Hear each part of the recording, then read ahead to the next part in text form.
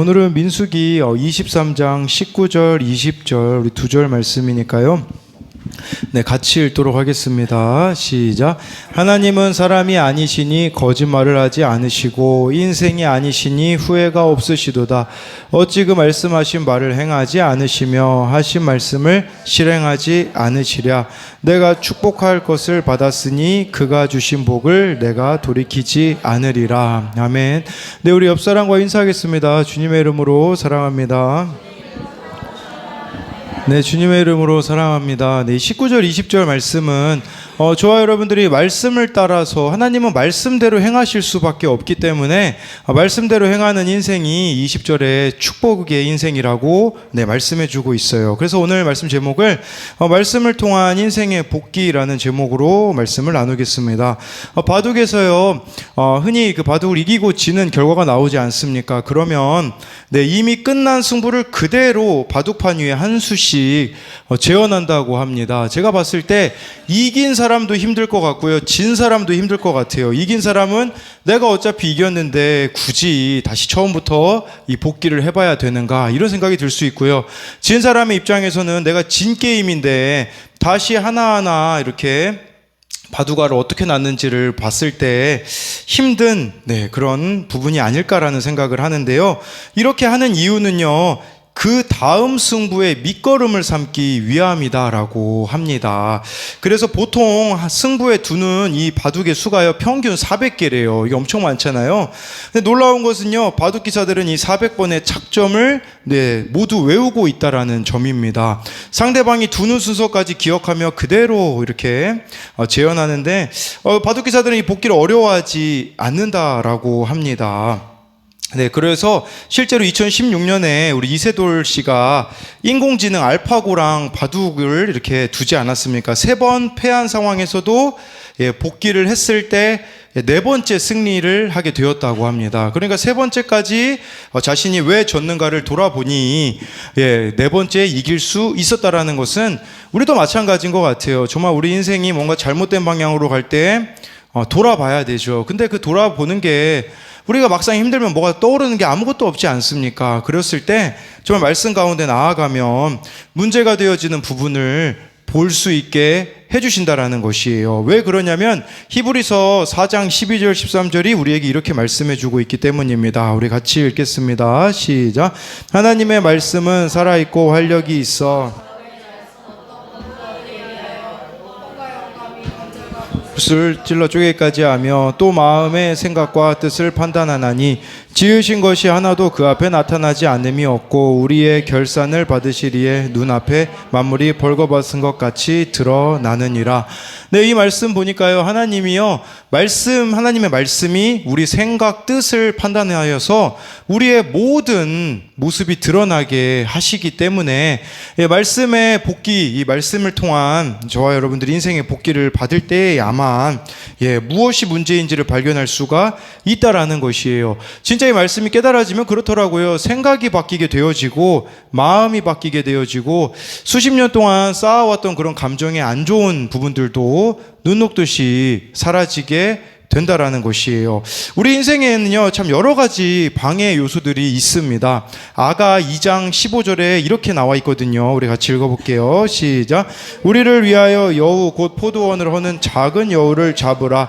우리의 포도원에 꽃이 피었음이라. 네, 우리 인생에 있어서 작은 여우를 잡아야 된대요. 큰 여우라고도 하지 않습니다. 내가 지금 신앙이 잘하고 있지 않다면 이 작은 여우 때 잡지 못해서 그런 거거든요. 우리 그 앞집 동태탕집 그 아주머니가 그렇게 얘기하더라고요. 우리 한결이가 이대로 그냥 평생 살았으면 좋겠대요. 이 조그만하게 귀엽게 생겼잖아요. 근데 만약에 그 상태로 얘가 중학교를 들어가고 대학교를 들어가면 어떻겠습니까? 지금은 귀엽지만 나중에는 끔찍하지 않겠습니까? 성장하지 않는 데는 이유가 있는 거와 마찬가지로 우리 신앙이 성장하지 않는 데는요, 이 작은 여우, 작은 타협이 있기 때문이라는 것이에요. 제가 요즘 좀 살을 빼려고 노력하는데, 이렇게 살을 빼려고 노력하는데 우리 아까 희경이가 그 뿌셔뿌셔를 이렇게 가져다 주더라고요. 저에게 있어서 이 작은 여우는 부셔부셔야겠죠. 뭐 살이 뭐 큰 걸로 찌겠습니까? 이 작은 것을 타협하다 보니까 바뀌지 않듯이 우리에게도 이렇게 말씀을 통해서 잡아야 되는 작은 여우가 있다라는 것이에요. 그것을 말씀을 통해 발견하고 돌이키는 은혜가 있기를 소망합니다. 첫 번째로요, 말씀을 통한 인생의 복귀를 통해서 내 안에 있는 탐욕을 발견해야 합니다. 민수기 22장 36절입니다. 같이 읽겠습니다. 시작. 발락은 까지 가서 그를 영접하고. 네, 이름이 어렵죠. 이 발락은 모압 왕이고요. 이 모압 왕이 이스라엘 백성들이 두려워가지고 발람이라는 거짓 선지자, 뭐 지금으로 말하면 무당에 가까운 이런 이방 선지자를 고용해가지고요, 이스라엘 백성들을 저주해달라고 부탁을 해요. 아마 그 당시 사람들의 이미지에서는 이 사람이 인기가 있었었나 봐요. 그래서 이 사람이 저주를 내리면 뭔가가 이루어질 것 같으니까 이 사람을 고용하였다라고 볼 수가 있는 거겠죠. 그래서 이 사람을 고용해가지고요, 자기가 있는 모압까지 데리고 왔다라는 것이에요. 근데 여기까지 오는데 어떤 절차들이 있었었냐면요, 이 발람이요, 처음에 이 발락 왕이 장로들을 보냅니다. 미디안 장로들, 모압 장로들을 보내요. 그랬을 때, 복채를 가지고 발람에게 왔을 때, 그때 하나님이 발람에게 임하여서 이렇게 말씀하세요. 민수기 22장 9절인데요. 하나님이 발람에게 임하여 말씀하시되 너와 함께 있는 이 사람들이 누구냐라고 말씀하세요. 쉽게 말씀드리면 이런 거죠. 너 왜 이 사람들하고 함께하고 있느냐? 왜 이들과 발람이 함께하고 있습니까? 그 이유는요, 손에 복채가 있기 때문이라는 것이에요. 돈이 있으니까, 그러니까 하나님께서는요, 탐욕을 지금 보게 하시는 거예요. 너 왜 이 사람들하고 함께 하려고 하는가? 물어보시는 거겠죠. 이때 탐욕, 이 욕심을 발견하고 여기서 멈추면 얼마나 좋겠습니까? 그들과 가지 말라고 하나님이 말씀하셨거든요. 그러자 이 모압 왕 발락이 더 높은 고관들을 보냅니다. 그 유혹에 넘어가가지고요, 600km가 넘는 모압까지 이 발람이 왔다라는 것이에요. 왜 발람이 또 이렇게 모압까지 왔겠습니까? 민수기 22장 37절 38절에 보면 나와 있습니다. 우리 같이 읽겠습니다. 시작. 발락은 발람에게 이르되 그대가 어찌 내게 오지 아니하였느냐? 내가 어찌 그대를 높여 존귀하게 하지 못하겠느냐? 발람이 발락에게 이르되 내게 오기는 하였으나 무엇을 말할 능력이 있으리이까? 하나님이 내 입에 주시는 말씀 그것을 말할 뿐이니이다. 왜 왔냐면요, 발락은 이 발람의 그 욕심을 너무 잘 알고 있기 때문이에요. 그 37절에 나와 있잖아요. 내가 너를 특별 대우해 주지 않았냐? 특별 대우 받고 싶은 마음이 발람에게 있었던 거죠. 그러면서 내가 너를 높여 존귀하게 해주겠다라는 것은 이 발람, 네가 원하는 것이라면 내가 무엇이든지 다 들어주겠다라고 합니다. 그랬을 때 대답은 좀 그래도 괜찮아 보이잖아요. 여기 뭐라고 38절에 발람이 대답하냐면 하나님이 내 입에 주시는 말씀 그것을 말할 뿐이니이다.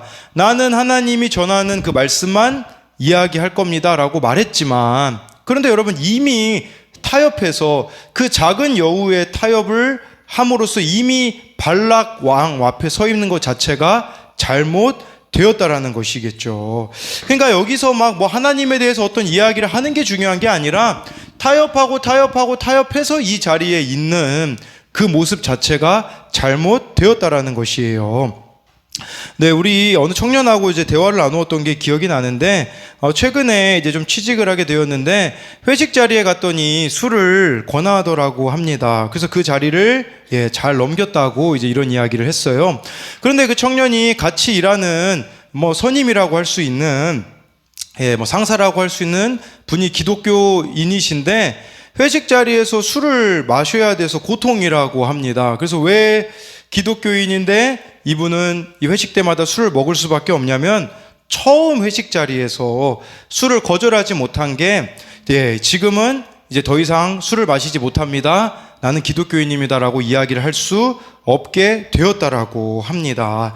이처럼 작은 여우들과의 타협이 우리를 돌이킬 수 없게 만들 수 있다라는 것을 저와 여러분들이 기억하셔야 된다라는 것이에요. 제가 이 발람에 대해서 왜 부정적으로 보냐면요, 다른 것 때문이 아니라 이후에 이 발람에 대해서 내렸던 평가가 신약 성경에 나와 있거든요. 신약 성경 베드로 후서 2장 15절부터 17절이 나와 있거든요. 같이 읽어보겠습니다. 시작.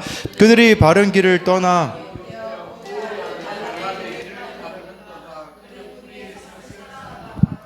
불법으로 말미암아 책망을 받되 말하지 못하는 나귀가 사람의 소리로 말하여 이 선지자의 미친 행동을 저지하였느니라.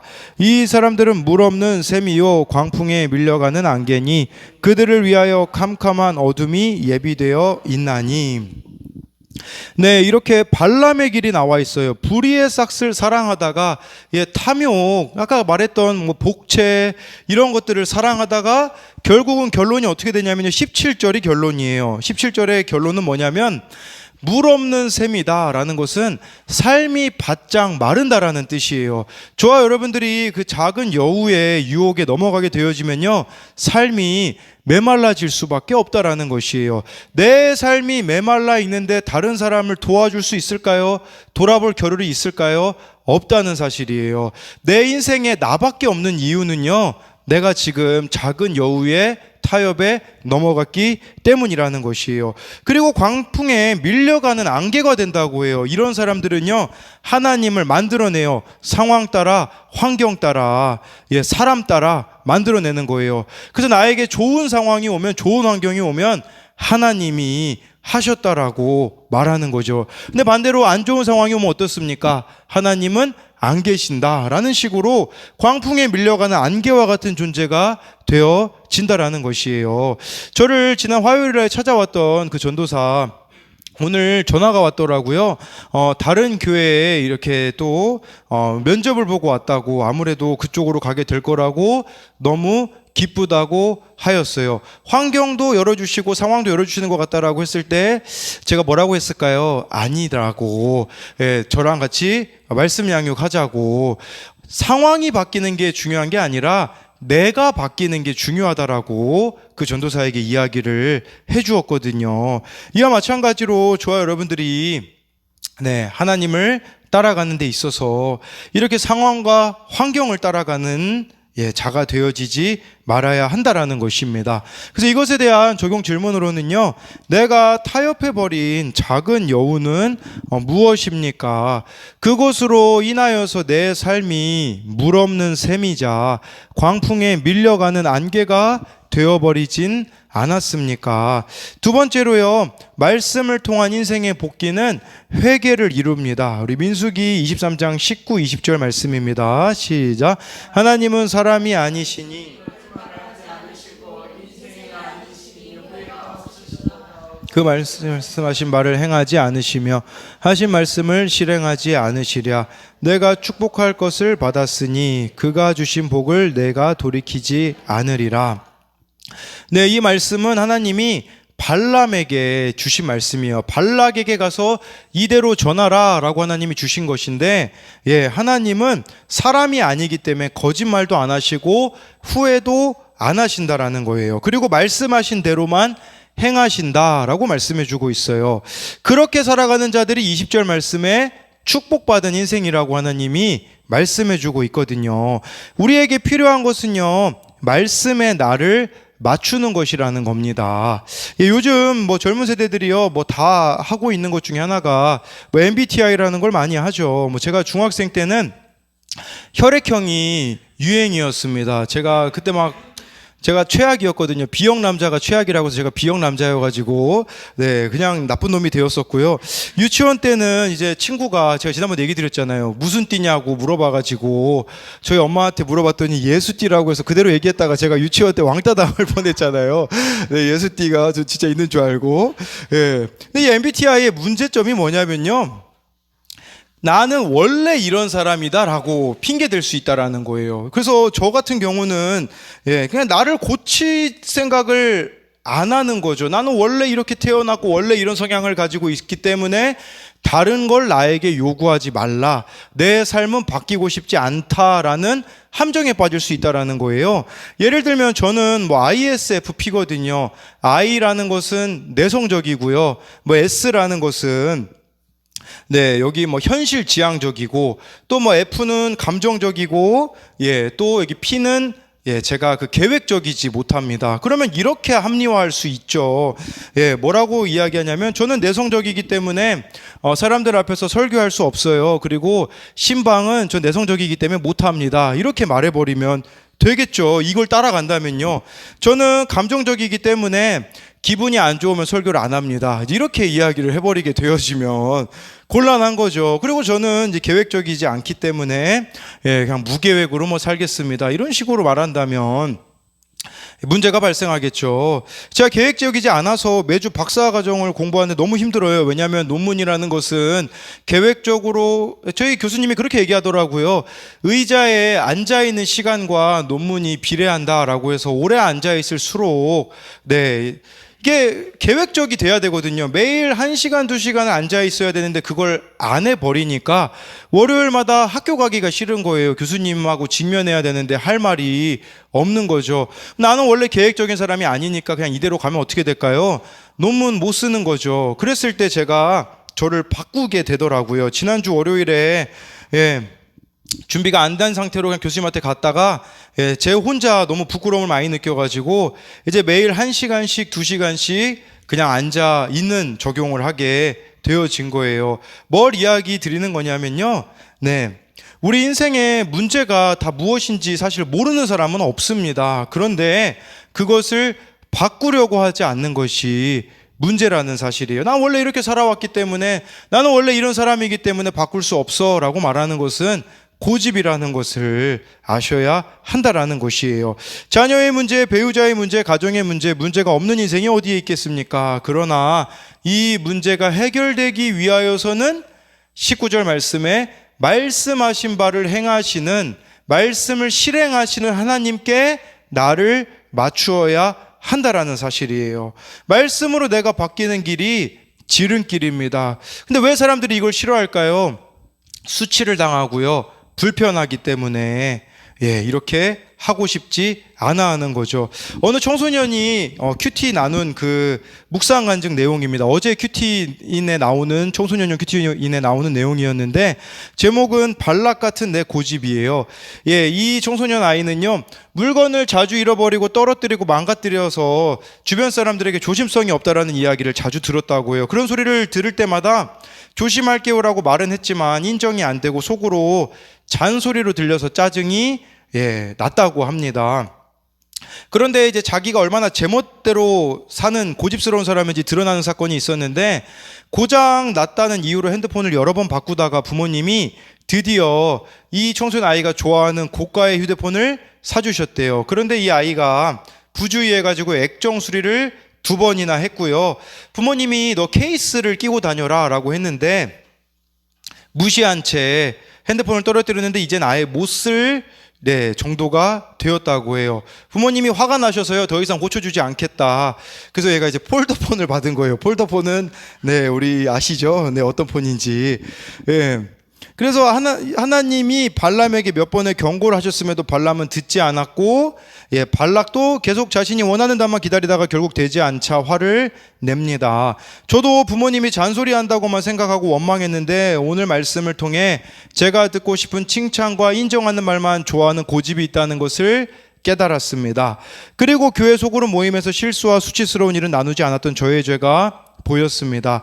이런 저의 잘못이 보이자 폴더폰을 쓰는 것이 솔직히 불편하고 창피할 때가 많지만 부모님께 사달라는 말을 못하고 있습니다 라고 하면서 이제 부모님과 다른 사람의 말을 잘 듣겠다라는 거죠. 이렇게 폴더폰 쓰는 게 적용도 이러더라고요. 불편하고 창피해도 폴더폰을 잘 사용하겠습니다. 아침에 큐티하며 내 생각이 아닌 하나님의 생각으로 하루를 시작하겠습니다 라고 이야기를 해요. 이게 말씀을 통한 회개로 나를 바꾸는 인생의 복귀가 아니겠습니까? 우리가 하나님께 대한 첫사랑을 잃어버렸다면요, 문제는 나에게 있습니다. 돌아가 보셔야 돼요. 내 삶에 어떤 영역들을 내가 지금 놓쳐버렸기 때문에 지금 이렇게 되어버렸나를 봐야 한다라는 것이겠죠. 이렇게 말씀으로 나를 바꾸어가는 인생이 손해일까요? 예, 성경은 손해가 아니라고 말씀해 주고 있어요. 하나님이 이렇게 말씀대로 이끌어 가시는 이스라엘 백성들을 향하여서요, 신명기 33장 29절에 이렇게 말씀하십니다. 우리 같이 읽어보겠습니다. 시작.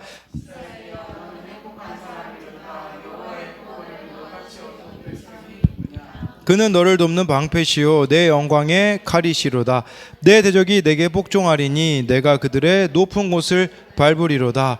네, 이처럼 말씀대로 살아가는 인생은요, 이스라엘이여 너는 행복한 사람이로다 라고 말씀해 주고 있어요. 이렇게 하나님과 동행하는 인생이 되는 자들은요, 후반절에 나오잖아요. 하나님이 너를 돕는 방패, 내 영광의 칼이 되어 주시겠다라고 말씀해 주고 있는 것이에요. 이런 인생은 아까 베드로후서에서 묘사한 이 발람의 삶과 반대가 아니겠습니까? 발람의 삶의 결론이 무엇이었습니까? 물 없는 셈이었었잖아요. 바짝 마른 삶이었잖아요. 저와 여러분들이 말씀을 따라가면 하나님이 함께 해주시기 때문에요, 생명수이신 예수님이 있는 인생이 되며 나누어 줄 것이 있는 인생이 될 겁니다. 그렇기 때문에 나도 가득 차고 다른 사람도 가득 채울 수 있는, 그런 메마르지 않는 셈이 될 것이고, 또 하나님과 이 함께하는 인생은요, 광풍에 밀려가는 안개와 같은 무의미한 인생이 아니라, 그렇게 막 흘려 떠내려가는 인생이 아니라 사명을 따라가는 인생이 되어진다라는 것을 기억해야 한다라는 사실입니다. 그래서 이것에 대한 적용 질문으로는요, 최근에 말씀을 통해서 내 생각과 마음을 바꾼 적은 언제입니까? 말씀대로 살아가는 것이 행복한 길임을 알고 있습니까? 저는 오늘 말씀에 나오는 이방 선지자 발람의 삶이 반대였으면 얼마나 좋았을까라는 생각을 해봤어요. 탐욕을 따라서 막 600km 가는 그런 인생이 되어지는 것이 아니라 구원의 사명 때문에, 만약에 이 진짜 구원의 사명 때문에 발락을 찾아갔더라면 얼마나 좋았겠습니까?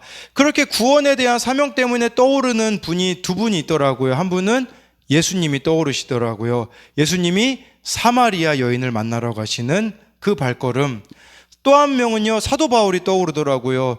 정말 사도 바울이 사명에 이끌려 그렇게 흘려 떠내려가는 인생이 아니라 구원을 위하여서 수고하는 인생이 되는 것이 바로 말씀을 따라 살아가는 자들의 모습이 아니겠습니까? 만나교회를 담임하시는 김병삼 목사님의 액션 플랜이라는 책에 나오는 내용입니다. 요한복음 4장 4절, 사마리아를 통과하여야 하겠는지라. 그 책에 이렇게 묘사하고 있습니다.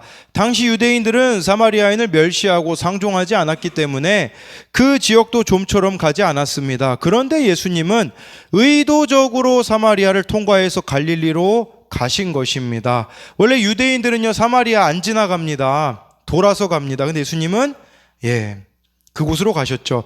단 한 사람을 만나기 위해, 단 한 사람을 변화시키기 위해 예수님은 먼 길도 마다하지 않고 수고를 아끼지 않으셨습니다. 저는 사마리아 여인의 이야기를 읽을 때마다 전도사 시절 영월에서 사역하던 때가 떠오릅니다. 몹시 부끄러운 기억입니다. 당시 그 교회는 출석교인이 할머니, 할아버지 단 2명에 불과했습니다. 그런데 제가 사역을 하면서 그 마을의 청년들로 축구팀을 만들어 다른 교회와 시합할 정도로 교회가 부흥했습니다. 그야말로 저는 성공신화를 이룬 전도사였습니다. 농번기에 어느 날 새벽 4시경에 누군가 우리 집 문을 두드렸습니다. 전도사님, 예배 드려주세요. 지금이요? 왜요? 일하러 가야 하는데 주일 예배를 빠뜨리기가 그러니 지금 예배 드려 주세요. 잠결에 일어나 한 명의 성도와 함께 예배를 드렸습니다. 그렇게 그가 돌아간 뒤 다시 잠을 청하려는데 6시쯤 또 누가 문을 두드리는 것입니다. 전도사님, 예배 드려 주세요. 이유를 물으니 그 역시 일하러 가야 하기 때문이라고 했습니다. 결국 그날 주일 예배에는 단 2명의 성도만 참석했습니다. 모두 따로 예배를 드리고 간 것입니다. 순간 참을 수 없을 만큼 화가 났습니다. 도대체 예배 시간도 지키지 못하는 이놈의 성도들을 어쩌란 말인가? 저는 예배는 정해진 시간에 드려야 한다고 생각했습니다.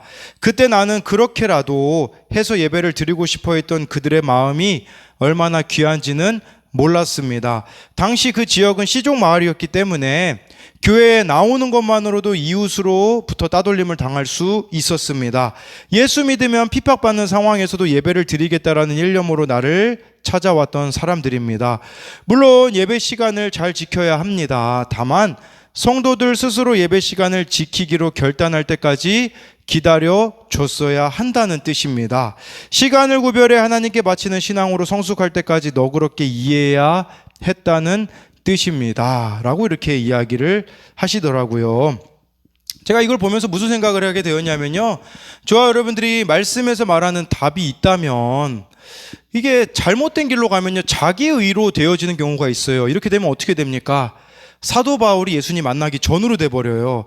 사울이 돼버립니다. 어떻게 됩니까? 사울은요, 스데반 집사님 돌 맞아 죽을 때 전혀 요동 없던 사람이에요. 죽이는 사람들이 그렇게 많아요. 내가 말씀 많이 안다고 해가지고요, 답을 알고 있다고 해서요, 이 사람을 향하여서도 막말을 하고 저 사람을 향하여서도 막말을 하고, 그렇게 자기 의에 쌓여 있게 되어지는 것이죠. 근데 저와 여러분들이 진짜 십자가를 통과하면 어떻게 되어줘야겠습니까? 그 사람의 수준이까지 내려가서 기다려주는 거예요. 답은 알고 있지만 그 답에 이르기까지 내가 낮아져가지고 인내하며 기다리고 나를 낮춤으로써 그 사람이 이 답에 이를 때까지 우리가 천천히 그 사람의 수준에 맞춰야 한다라는 것이에요. 제가 이 부분이 좀 회개가 되더라고요. 왜 그러냐면 큐티를 이렇게 하고 구원의 관점으로 볼 수 있는 구속사를 깨닫다 보니까 문제는 뭐냐면 이 구원의 관점으로 바라보지 못하는 사람들, 또 큐티하지 않는 사람들을 향하여서 분노가 제 마음에 생기게 되어지더라고요. 그리고 양육을 하다가 중간에 중도하차한 사람들이 그렇게 많거든요. 그런 사람들을 대할 때는 제 마음에 무슨 마음이 있었냐면 저 사람들은 더 이상 가능성이 없다라는 식으로 이 큐티가 잘못되어지다 보니까 자기의가 되어지더라고요. 그런 관점으로 보니 사랑할 사람이 별로 없음을 발견하게 되었어요. 그래서 제가 최근에 들었던 고민이 무엇이었냐면 내가 진짜 바른 길로 가고 있는가? 말씀 묵상이 결론이 영혼 구원이라고 하는데 이거는 영혼 구원은커녕 영혼들이 미워 보이니 잘못된 길이 아닌가라는 생각이 들더라고요. 그래서 최근에 그것을 회개하게 되었거든요. 이렇게 되어지면 저에게는 불편한 일들이 많아질 수 있습니다. 그러나 내가 이 불편함을 감수하고 그 사람을 구원으로 인도하는 일을 멈추지 말아야겠다라는 생각이 들자 관점이 달라지게 되더라고요.